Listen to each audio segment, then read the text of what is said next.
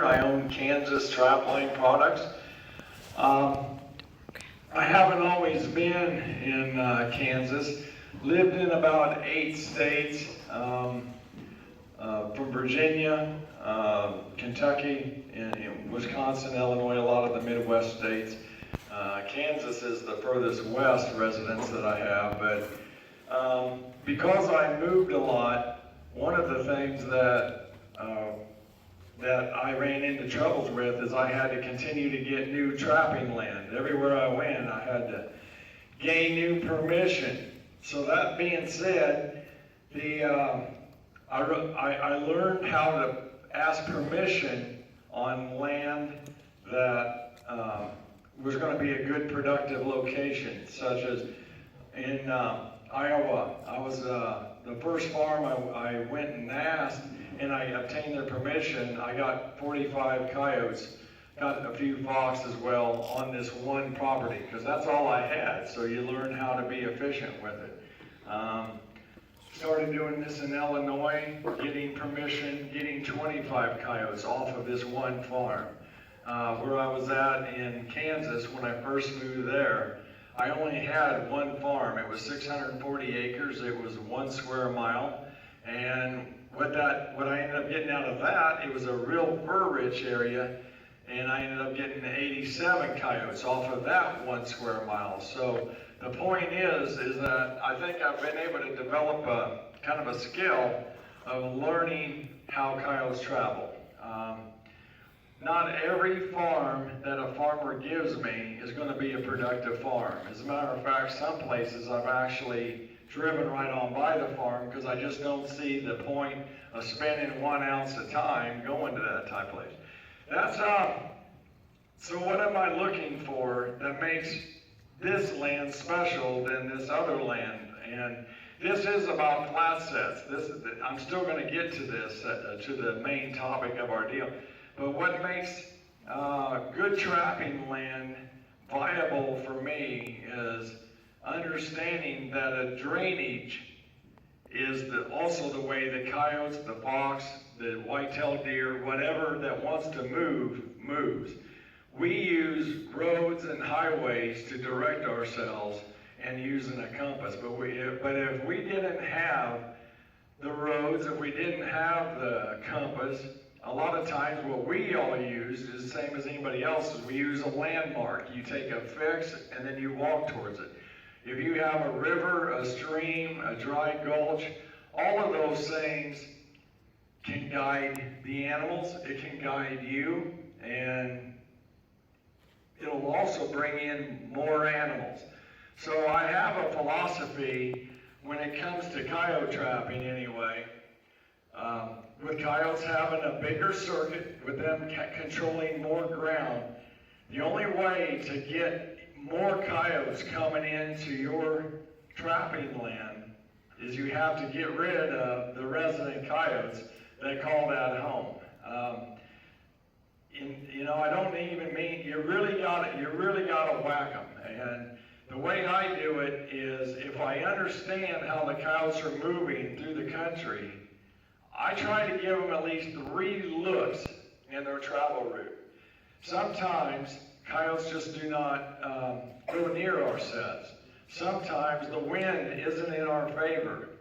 And sometimes the coyotes does not like what we gave them to offer. May not like this food lure. Maybe they shy away from dirt hole sets. There's a lot of different reasons why we don't catch the animal, but there's methods that we can use to catch them all. And so what I try to do when I'm looking at a property is I want to find my natural locations. I don't try to force anything, but I try just like this pinch point right here. It's an ideal walk-through location. I don't need to do a dirt hole set here because they're naturally going to be walking right through there. Dirt hole sets, in my opinion, we're asking the animal to do something. We're asking him to take this one more step this way. Now, I believe in using dirt holes. They're very visual. They're very good for pup coyotes. They're very good for Hungry animals. A hungry animal will work a dirt hole set. Red fox, as an example, when I was down in Virginia, when I lived down there, they actually would jump into a dirt hole set very easily, but coyotes not always so much.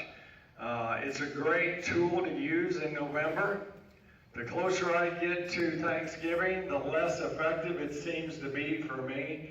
And I have a lot of coyotes where I am in Kansas. I mean, there's a tremendous amount. But I also see avoidance. I also see how the animals are moving around my sets, and you know, they didn't get it.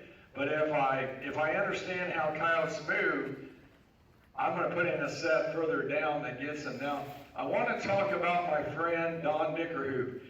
Don and I were trapping together, and we were setting up this new property in Kansas. And the way we kind of do it is we run our lines in the morning, and then around 3 or 4 o'clock, all of us kind of meet up together, and we put out new sets on one of our guys' trap land. So we all kind of leapfrog and do it. Well, we pulled into this one field. I had corn stubble on one side, and I think it was wheat stubble on the other. That crop change was an ideal location, and these are things that I really learned to take on.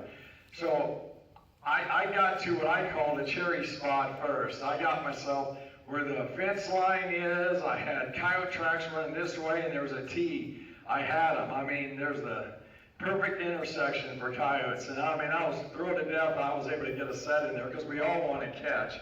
And so I went to jump out of my truck and put in there. Don pulls in behind me and says, "Ed, you want me to put in the second set?" And I said, "That's fine, Don, head on up." I expected Don, like if I'm right here and I put in my set in the corner of the field, I kind of expected to see Don pull into the white box over here. And the funny thing is I saw Don get in his pickup truck and he drove about 50 yards. I was really surprised that he decided to go that far down the field, but it was a great learning tool. And I started putting it together what Don was thinking along this line. And Don did catch the coyote first. My set came in a couple days later. But what I think Don did is a coyote traveling, and we're just going to call it down that field, whether it's any kind of a field, along that edge, Don had a dedicated coyote. He had a coyote that wasn't distracted. He's still staying on the same path. I think when you get to the corner of the field, when you get to the corner of the woods or whatever you have a lot more stuff going on. If a coyote is coming up to the corner of the field and he's walking along that fence, that coyote doesn't have to go to the corner. If he sees something over here, he may just take a shortcut and totally miss the corner.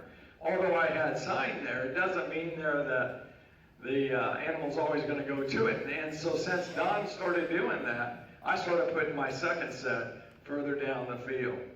When we get into flat sets, walkthrough sets, I think the walkthrough set is the most perfect set when done properly. I was talking about how the dirt hole set, we're asking the animal to come and do something. We can also make a walkthrough set where we're asking the animal to come and do something too.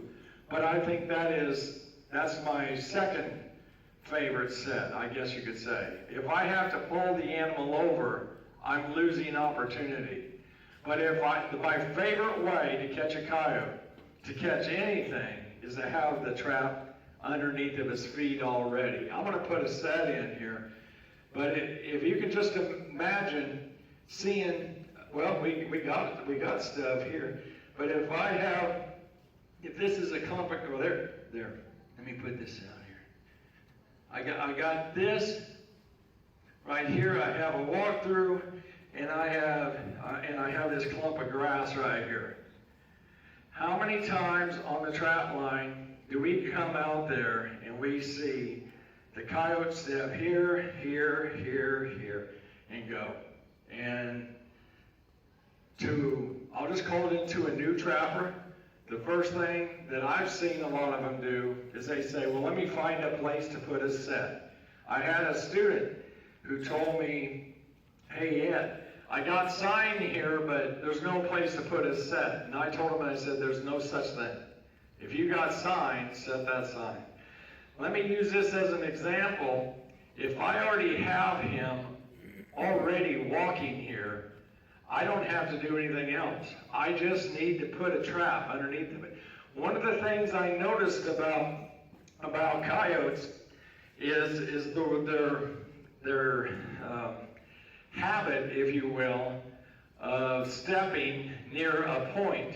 And that could be a sharp rock, it could be the outside point. If you're in corn stalks, I know I'm not necessarily in big corn country out here, but if you have corn stalks as an example, and you see a corn stalk bent over in the row, corn is usually planted in 30-inch rows.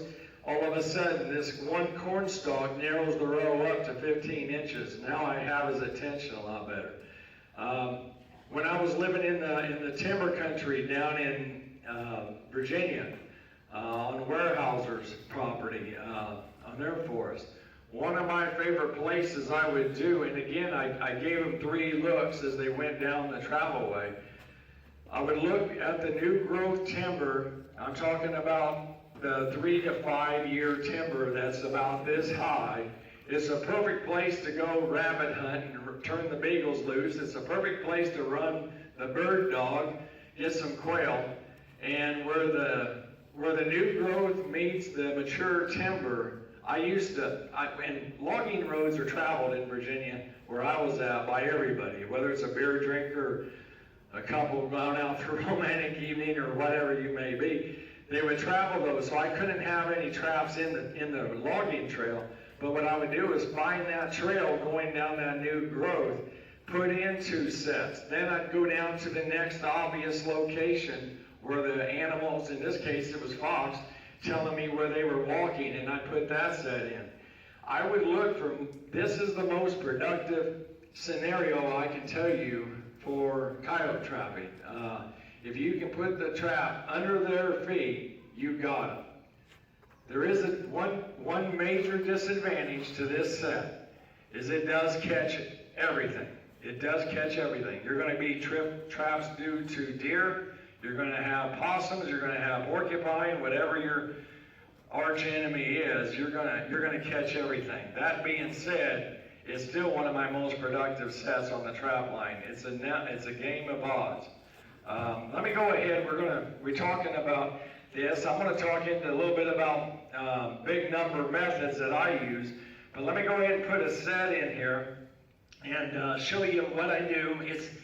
Believe me, people look at the sets and stuff and they really get down to it and say, well, this isn't rocket science, and that's true. I think the biggest thing is I really only do 2 sets. This is one of them, the other one's the dirt hole. Yes, I know other sets. I just don't see the purpose of making it harder on myself. Through repetition, we get better, we get faster, we get in, we get out.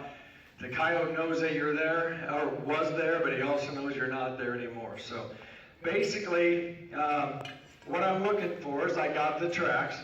Ideally, I don't want you guys to have that there. We'll just say that this is a little bit lower so you guys can maybe see what I'm doing. And over here's where our grass is. I can see the coyote coming in. I can also see the coyote put a footprint, say right here as he goes through. Blending, the first thing for me to make a good set for a coyote is the next time you go back, you have a hard time finding it yourself.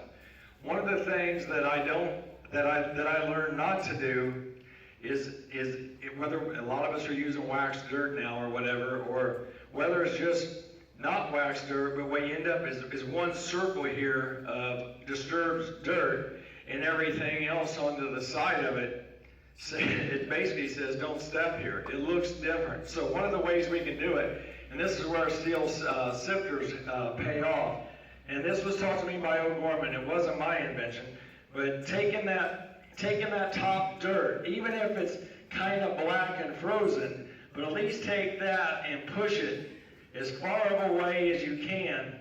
And this here is a bigger area, and so I'm going to show you also what I would do in a big area here.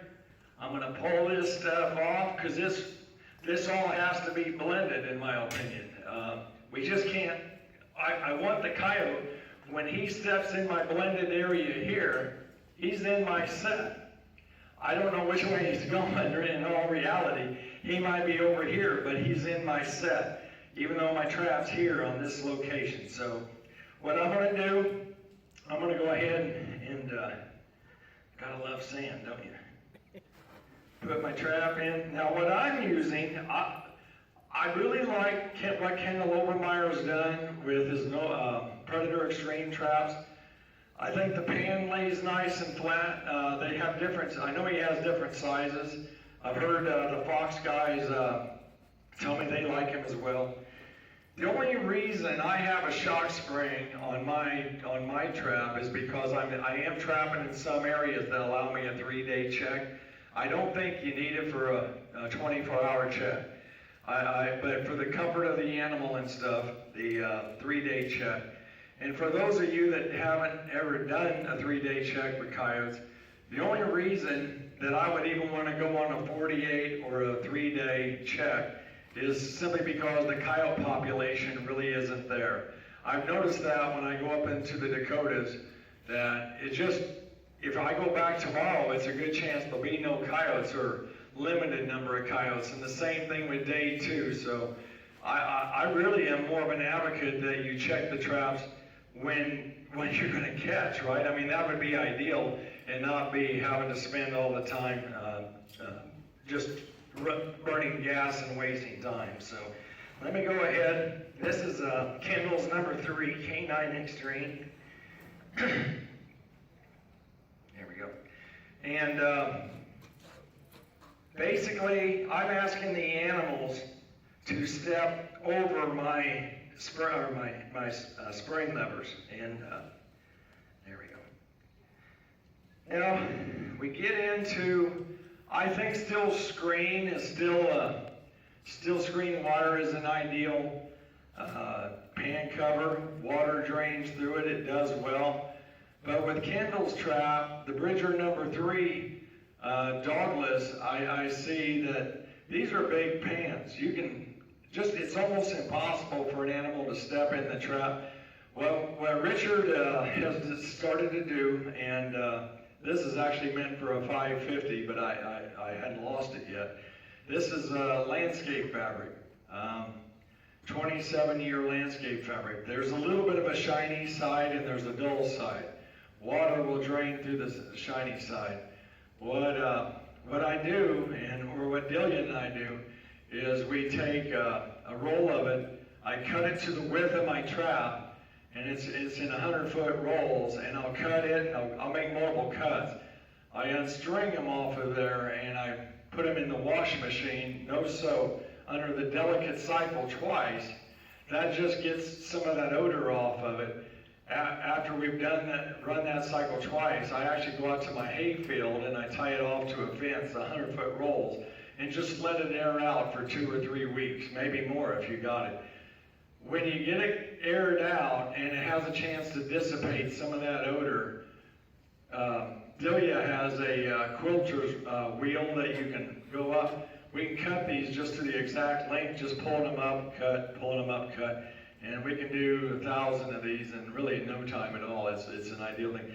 That's the only reason I'm using these types of cloths. What's nice about it is water can slowly go through this type of a product. It also doesn't allow anything to get underneath of my pan. I think it's worked pretty well for me. And you can have it go underneath here. Everything lays nice and flat. And but I only do this with the big big pan traps. If I'm still using the dog type of bridgers and stuff, I like screen wire. I think it has some added capabilities. So let me go ahead and bed this trap, get it in place, get it going. And it's like anything else when it comes to flat setting or anything. You want a solid trap. I think I need a new broom for this fall. But I always find my pan, find your pan, pack it all in, get everything nice and solid. And there we go. We got a nice solid set. Put my hammer out of the way. And I'm pretty much done with my set now, with just the exception, and now I'm just simply blending everything back, right? And making everything level. I got a solid pan, and I made big strokes. I'm done with this part of my set. Now, any walkthrough flat set, this is the process. I don't care whether you're using find something here. Don't have much. It doesn't matter if you're using a T-bone. It doesn't matter if you're using what they call a grab and die. It doesn't matter if you're doing a double punch hole set. This is the set, regardless of whatever I'm doing. The number one thing I did is, remember, is I had tracks. I got the coyotes already walking through here. The rest of it's just whatever my imagination is. In this case, I'm going to go low key most of the time. I like using a gland lure. I'm not going to put, I do want to get something here. I see people do this, and I want to talk about it. Or just use this, not working. I see people when we talk gland lure sets or scent post type sets or whatever, I see, and I was this way when I began, is I wanted to add something. I would bring in a stick, just using this maybe a little overkill, but I'd bring in a stick and I'd lean it back. I would use charred wood. I'd use painted wood. Did all kind of different tricks out there, but in all reality, I tossed this away. I don't think it's necessary. I know it's not necessary. And the coyote is already walking here. That's the number one thing. We already know he's walking here. He's shown us that by sign. The only thing I need to do now is add a little bit of odor. That could be a double punch hole set, but I haven't changed anything. Everything still looks nice. It still looks the day it was that I got here. Those are the number one things. But the basis of this set can be anything we want from this point, but we have a bedded trap. We've already kind of got everything kind of not blended yet, but we got it bedded and our trap is level. So now it's time to come back and sift it back over and kick this out. And now we're starting on the side, and I don't want to begin in the middle where my trap is. A lot of folks kick that out. A lot of folks want to come back to the middle, and you've already done that. So now we're talking about blending the whole area in, and so I'm going to come over here and kick some of this out, and if I need to, same thing over here, come on over and blend more back, and make whatever area that you have look natural. One small spot is what I avoid to have. If you don't think that you have enough cover, let me do here. If you don't think you have, let's just say you have a lot of grass and things in your trap line or in your trail, take your whisk broom and just kick some of that stuff out and let the little grass come in and let it kind of filtrate back in. If we're talking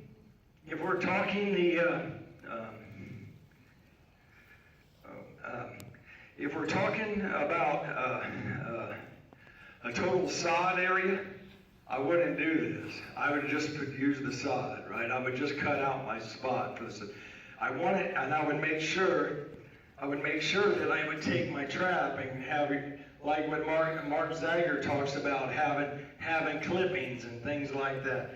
Those things are, to me, the most important thing on the trap line is to make it so no animal knows you have a trap there. Right? It's all blended. It's either natural or I made it look more natural. At this set, what I would do is I would smear a little gland lure right there in the grass. You can't see it. It's going to be kind of in the crown of the grass. I'm about 8.5 inches, so come out about 8.5 inches. Put that there. There's a stick right there. If this is the scat, I come 8.5 inches pan center, and I'll put the scat out into the trail, and I'll put some urine on it. It's a lot like Craig O'Gorman's Mafia set. It is not exactly it, no, but this is the basis behind it. But by having a visual here that's natural, it is just scat, it slows them down. Coyotes walk at 3.4 miles an hour. That was documented in the book, The Clever Coyote. I think that was done down in Arizona, UC Davis, down in Southern California years ago. But this set by itself will take 99% of them. Craig told me that this set is what really got rid of the wolves, because he said even some of the wolves wouldn't grab and they wouldn't eat horse meat, horses that were poisoned, they wouldn't bite the cyanide guns. He always had that one that doesn't want to work the set. By doing this type of a set, you're going to catch him. He just can't help it. He's already walking down the trail. You give this enough time, your own odor is going to dissipate and it's gone. The other advantage behind this type of a walkthrough set is the fact it just doesn't take long to do it. So we're spending a lot less time at this type of a set. Can I take any questions so far? Feel free to jump in and you can offer your opinion or whatever. I'll be glad. Any questions on this set at all? Yes, sir. Let's say, for instance, you have a 4-foot, 8-foot road. Yep. And you notice that the path of the coyote is kind of left or right of center. Of the road itself. Yep. You follow the same procedure with where you put the lure? So there's a Barry Go, thank you. The Barry Go out of Texas showed me a 2-track type of a set that he was doing, and it's the same set as what I'm doing. The only case different there, we don't want to set it in the road because of other vehicles possibly getting into it. That being said, let's just say it's us.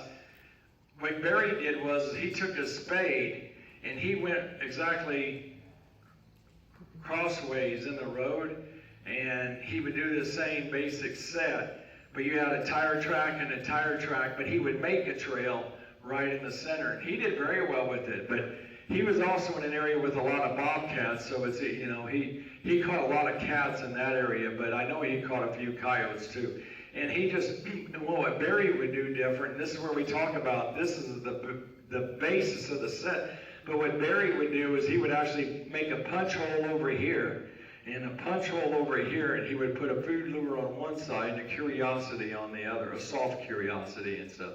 That was a dynamite set for your roads and stuff like that.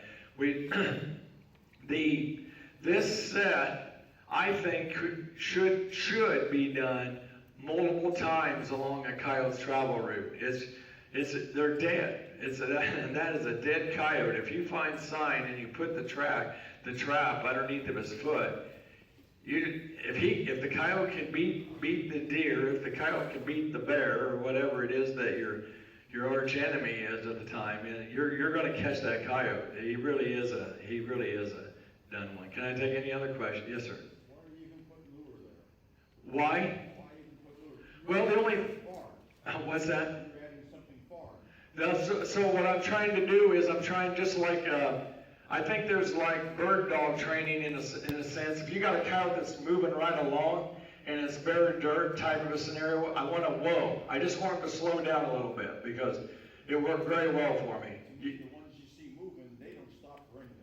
Well, if they're coming right here, they have for me very well.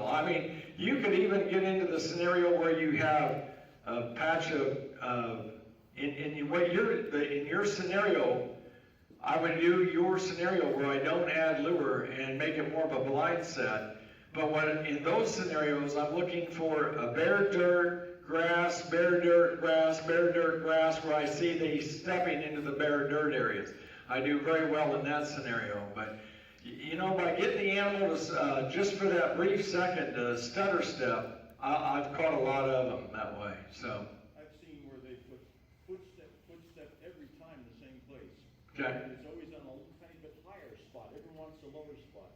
Okay. And just a quarter-inch higher than the ground in the foot, and that's been my, I got no, hey, you know, I got no problem if you're in a, I got no problem if you're in a, like a scenario like I said. I would do what you're talking about and put it underneath of their feet in that manner.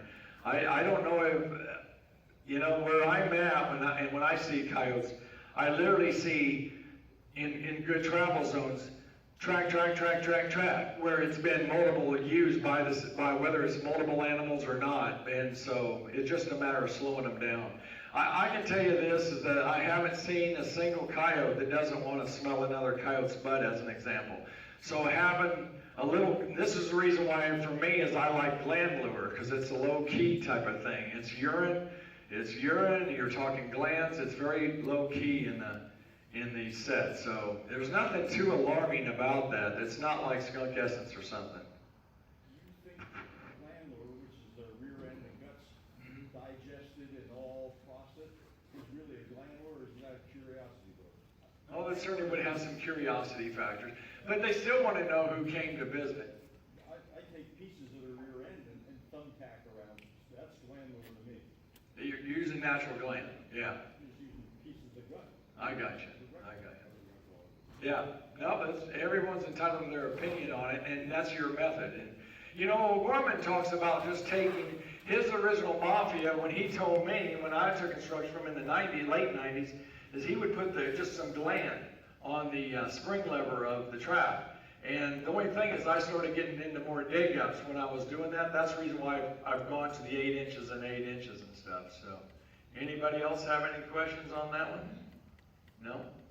The big thing about this whole thing is whether you want to use natural gland, whether you'd like to use a food lure, curiosity lure. The whole idea of it is to slow the animal down or to put the trap under his foot. What it takes to get where I usually, me and my friend Richard, we get around 650 coyotes most years. Probably 60% of them are going to be coming from trail sets. Dirt hole sets are fantastic in open country. They let the coyotes know that something new has happened. I like making those sets nice and big. But these types of sets is your covert operation. It's a way to slow the animal down when they're already moving through the area. I do believe that it can woe the animal. It slows them down. They really just don't get out of the trail as a general rule. The thing about it is, I noticed two things when I started doing trail trapping. My coyotes I caught were much bigger. They were coyotes that I was not catching in my dirt hole sets. These were your granddaddy type of coyotes. Those were the way to really drop the population down. I would put in as to paint an example, my 2 sets up here by the fence corner, put in a single set like where it goes back into grass. It's another obvious location, great location to put another one of them. If you can get 6 to 8 traps on coyotes travel route, I think you'll be surprised at how many coyotes you can catch in one day. I really believe this, folks, that even though the most coyotes I've ever had in one location, not counting dead cattle, not counting a feedlot, I'm talking about just country trapping, the most coyotes I've ever had in one location has been a double. I did have a third further down, and if you went down about another half mile on the same drainage, I had another double, went down another little bit, and I had another coyote. I had 6 coyotes is what I had, all in their travel route. Probably 4 of them, in my case, came from sets like this, and the others was in dirt hole sets. I think, for me personally, that's like having a sextuplet type of a catch. I know they're not nice and pretty. They're not in a nice picture. They're not at all like what you seen in Bob Wynn's photo, you know, that got kind of famous where he had 7 out of 10 traps caught. That was a great photo, but I take just as much pride understanding how coyotes move through the country and having methods that just take them all. What I found I'm going to use Iowa as the example, where I caught 25 animals off of the farm. what, compared to my Kansas, I think 25 fits a lot of different states. Good areas, it's not too hard to, in good areas, about anybody can catch 25, I think, in really good areas of coyote country, in coyote country. And what I found is I would catch 4 today. I put out my sets. I generally end up with, out of every 15 sets that I put out in good coyote country, I can at least get 4 coyotes tomorrow. That's usually the kind of the general thing on it. Whether I'm putting out 10 sets or 30 sets, every 15 I can get about 4 tomorrow. That's the general rule of thumb that I found. And then the percentages go down on each day because those animals are dead. And so I would whack my 4. A day or two, I might get a single, skip a day and not get anything on this farm. And then the next day, get another single or double. But what would happen is, all of a sudden, another 4 would get caught. And then those animals are now dead. Now I'm up to about maybe 10 animals caught off of this farm. And now I'm about at a week, and to use it as an example. But the reason I think that I can get these animals, I can get 10 off of these animals is because I'm trapping their travel way. That I'm not just setting 2 traps in the corner of the field. I'm actually thinking about how did the animal get here and where is he going? And try to look at things like that. Yes, sir. Sorry to be so technical, but No. I know when you said if you've got an X, okay? Huh? North and south, east and west. Yeah. If the coyote is going north and south Okay. on your lures, do you put your lures east and west of the trap, or do you do it inline north and south with the normal walking pattern? Well, I rarely, I don't, they're always to use the trail as the example, it's always on the outside of the trail. I myself usually put my curiosity, in this scenario, I usually always put my curiosity lure on the upwind side. It just, if you feel better that you want them both on the upwind side or whatever, then double punch 2 little mouse holes on each side.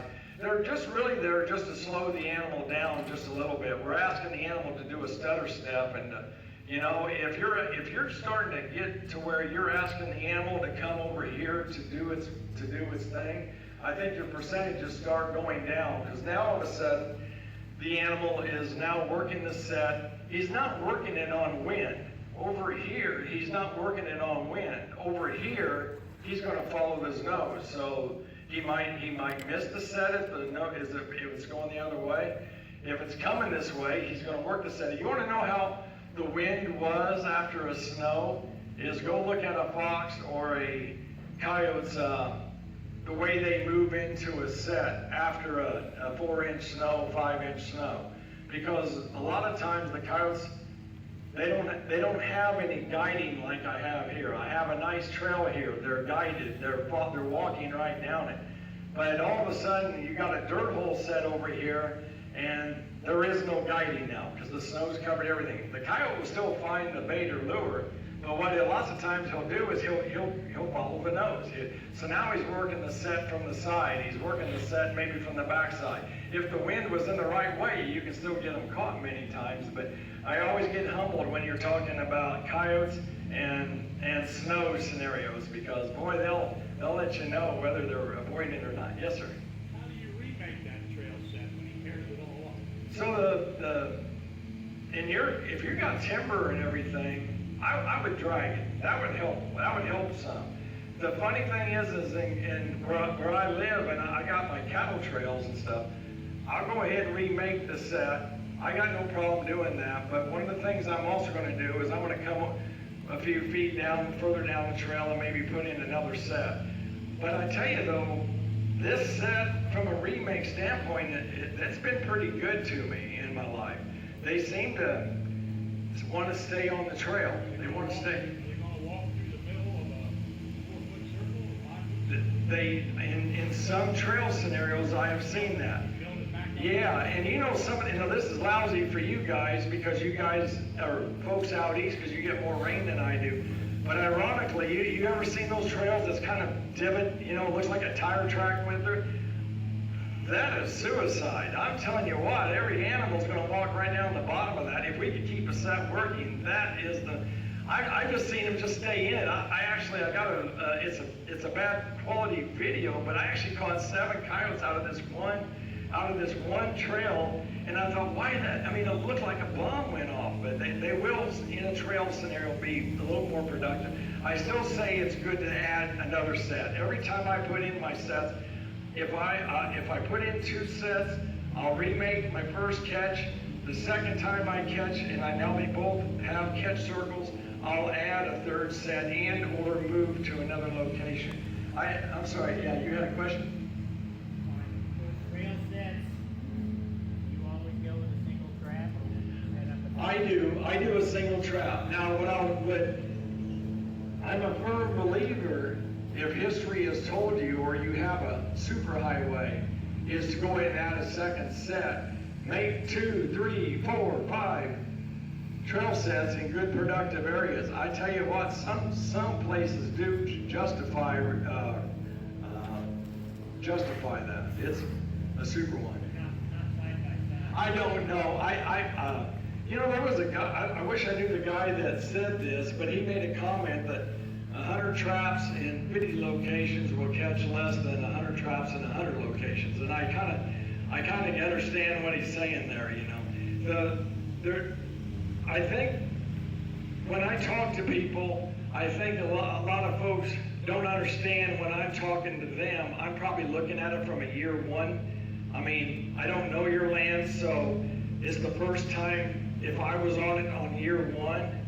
I probably, in my world, as I set every location that I see, sign or no sign in some cases. The 2nd year, I will just avoid the areas that I don't see the sign. I mean, that I didn't catch in year 2. Yes, sir. Yes.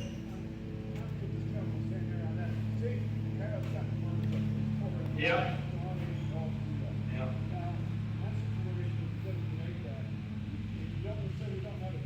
Yeah. You just kind of try to push the grass back in, and one of the things that I do, and it looks like the Dickens, right? And I got this. It looks terrible. It's all beat up. You got this circle, and you'll have a lot of this kind of stuff laying in there. And little things that I'll do myself. Believe me, I'm not saying this looks good. I'm doing the best you can, right, with what you got. And I'll have all this loose dirt, and what I'll do is I'll kind of try to redefine a trail. You could also do things like this, because you're going to have a lot of leftover dirt. You're going to have a lot of leftover. But lots of times I'll just take my dirt and kind of build a small ridge. Not that it's doing that much, but I want them to know this is still a trail. And good locations can be great locations. We just got to figure out what those are. That it's an animal in the trail. It takes a very shy coyote to want to just jump out and to get around it. I'll at least tell you what Craig O'Gorman told me when I was in his instruction, and we were talking about snaring. He told me down this one draw, this arroyo, he said, put in about 30 snares all the way down this trail. And he says, you got this spot here? And I says, well, how far apart? He says, just where it tells you to put it, where you have the pinch point. So here's a spot here. And then so I put another snare right here. It's beautiful. I see they're going around this corner. I put another snare. And I said, so he said to put 30 of these snares in. And I said, well, because he's only going to check his snares about once a week out there. Everything is dead and frozen. And I said, well, how many coyotes are you going to continue to catch after all this? He said, well, you can get 6 to 8 of them. And I says, the coyotes don't get shy after the 3rd coyote that they've gone around? And he says, coyote can't count to 3. So, and that's true. So I think that if you've already remade the set, if you've already caught one, I really see him coming right back down the trail a lot of times and just be nailed by the next coyote. Again, you're gonna see a lot of trip traps with this. It is, the more, and you guys may have to be more creative in your area. Maybe you do gotta make an alternative trail. I don't know how to do that. I haven't trapped in your world, but deer step off my traps a lot and stuff, so. I had a question here, a verse. To that same point, when you dispatch the animal, usually headshots, a lot of blood. Same thing, they're not averted by the... Yeah, you know, I think that there's some that's gonna be scared no matter what, and will circle it, but at the same, and I, again, remember, I'm always adding at least one more set to take care of him, in theory. I've done a lot of headshots in my life. I thought that was the quickest way to dispatch it. I will tell you guys my new method that I do. You maybe heard of Lee Steinmeier, and he has this death ray, and what it reminds me of is it's a combination of a snare and a caulk gun. It's more sophisticated than that, but I don't want to take away, but you pull back on the snare, you catch the coyote, a live coyote, and what it does is it cuts the air off, but by the trigger action, what happens is it tightens up and makes it a death threat. But it takes time to do that, and a guy taught me to take what I do, and it's pretty much bloodless anymore, is I take I use, whether I'm using a wolf fang or super stake, is I take my driver, I tap the coyote on the nose, coyote drops over, and I hit him 3 hard whacks on the carotid artery right behind the ear on the side of the neck. I tell you what, it's very fast, and I still use a snare, and I still put the snare or a death ray on it, but that coyote is dead. I mean, it shuts the blood off into his brain. The coyote's dying right there. But I go ahead and I still snare it just in case I didn't get it right, and if the coyote jumps up, and I mean, if he don't have air, he can't run. So I use it more as a secondary thing there. But that's what I've gone to. It's very fast. Like I said, 1 rap on the nose, the coyote drops down, and get on your knees, and 3 hard whacks on the side of the neck of the carotid artery, and I tell you, it's been a very efficient, bloodless way of doing it. Yes, sir. You have a lot of Osage orange out there in Kansas. Yeah. When I'm out there, I'll cut several of them each year, and that stuff doesn't split, it doesn't crack, doesn't break. Yeah. I don't know how many legged sticks I've broken in half over the years whacking them with them. Yeah. You'll never break a hedge apple. No, you won't. No. Like hitting them with a steel pipe. Oh no, you're right, it is. And something along that line, something I started doing on grab and dies is just using a barn nail. I know it. I just taking I guess I'm getting lazier and more efficient. I don't know, but I'll just take some cloth and take a nail and some what do you call it? Gunny sack cloth, and I'll just put it down, and it looks kind of natural to some degree, and just put a little bit. But yeah, you're right. The Osage orange is tougher than nails on that. So yes, sir. Trail sets, large pans and small pans, what's your preference? I myself, as long as that trap pan goes down and the spring levers come up is how I kind of do it. I like big pans, but that's me. So if you're happy with it and you're catching and stuff, look at how your animals are caught. That's the number one thing. If the animal steps in and you're always getting toe pinches from a big pan, my question is the pan lifting up and pushing the coyote up? I'm just using that as an example. I don't know. I had one trap that had an oversized pan, and when the spring levers came up, in this case, it did. I even watched one of my own dogs, because as they were out, and he made a mistake. He went and worked a set that he shouldn't have worked. And he actually, I had a friend with me. I saw that trap start to go off, and he jumped up, and it only had him by just a little bit at the very end. I guess he's been a little bit trained to traps, but boy, it made me think about it a little bit. So yeah. Anybody else? Any other questions? Yes, sir. Trails you're trapping, are they mainly deer trails? I think the number one thing about a trail set, and I'm glad you brought this up, I only put a trail set in where I find the coyote sign. It is deer trails, it's cattle trails.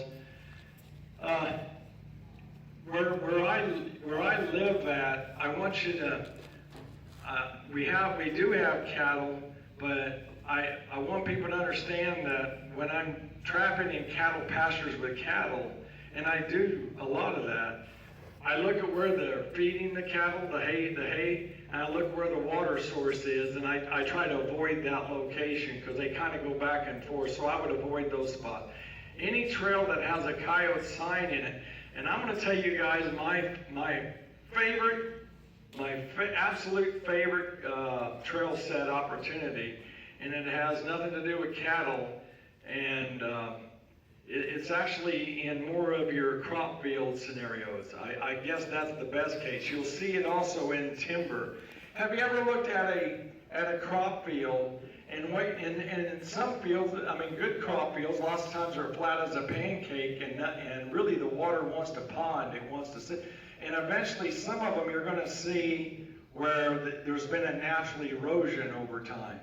Ironically, open areas, and this is why I think it works so good, coyotes are naturally not trying to silhouette themselves out into the field. So what they do is they'll pick some of the lowest locations, and these erosions come down about, they could be 6-7 feet wide, it could be that wide, but that coyote will walk right down the bottom of that thing, and if you find tracks in that, try to make a trail set right there, because lots of times you wouldn't even have the deer in those zones. I have found those in timber locations as well, because even timber ground has its flat locations, but water needs to come off of it, and you'll find that one track. The bad thing about your country in this case is it's a low spot. You're going to get rain, so now you got a muddy mess sometimes. So if you can look at your weather and find those, I challenge folks to try to look at those opportunities. Anytime the land has a low spot, look for coyote tracks in those spots. And then I put in these types of sets. They're just dynamite, and when I'm doing freezing winter conditions, I'll actually take my waxed dirt. I'll use peat moss. My own method for waxed dirt preparation is 1 part wax to 5 parts dirt. 1 part wax, 5 parts dirt. I heat mine in the sun, but I mean, if you use a cement mixer or whatever, but after that's all mixed up, I actually take 1 gallon of waxed dirt now to 1 gallon of peat moss. I also use juniper needles. I've used different things, but I'll mix those two together. So now that saves me a little bit of money. The waxed dirt is more of a color of the peat moss, kind of like that brown right there. I think it looks a little more natural, but I usually always take the top dirt. Hopefully we're dry when we're putting our sets in.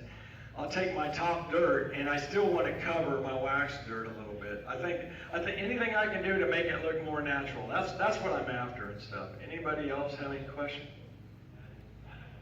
What time are we? Wouldn't put a stepping stick in front of that trap, or? I haven't. I haven't done that. Now to talk about stepping guides, what time are we?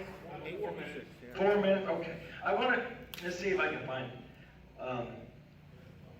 If this is a great bobcat, and I'm going to give the credit to Wayne Derrick. Man, Wayne really nailed this one. When I'm doing guides, I really like it, and this is not a rock, I know it, but if you can get sharp, pointy rocks, just using this as the example, and if you outline your trap, this is a bobcat type of a set, but a stick, a lot of times the cat will even step on something like this. But what they don't step on is sharp objects, even this stick right here. And what Wayne would do, and now I do it because it's extremely effective, Wayne just makes a nice circle around his set with these sharp little edges. And now he does this where there's stones already. If you had twigs and stuff, if you're in timber country, I would use sharp little twigs. But from a bobcat standpoint, that's the guides I use on that one. Normally with coyotes, I don't do too much on that. I leave it pretty much as natural as I can get it and stuff. So, anybody else? Folks, it was a pleasure to come to New York and give you this demo. Thank you very much. I'll see you guys a little bit later.